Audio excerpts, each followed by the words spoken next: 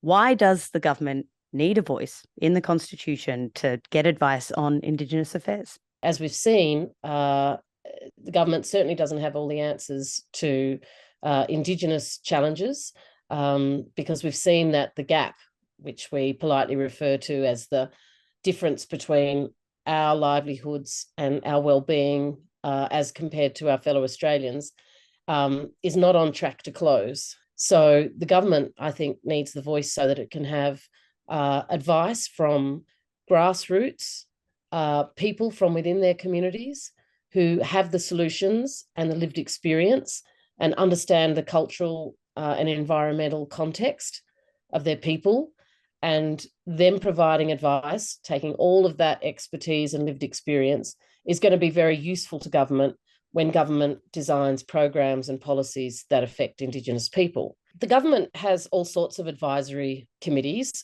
We forget that, like the Productivity Commission and a whole suite of others, because, of course, government doesn't have the answers for everything.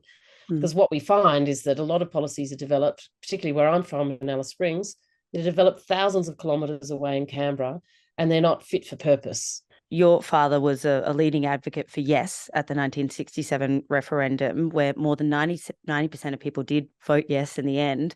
Currently, support for the yes campaign and this referendum is much lower. Some polls put it at 38%. Why is this referendum playing out so differently? Well, the big difference is that it doesn't have bipartisan support. And no referendum in Australia has ever succeeded that hasn't had bipartisan support. So there was no case in 1967. Unfortunately, the coalition government decided at the very end of a very long process in which they were committed to constitutional recognition for a very long time, they decided not to commit to support the amendment. So that has made it very difficult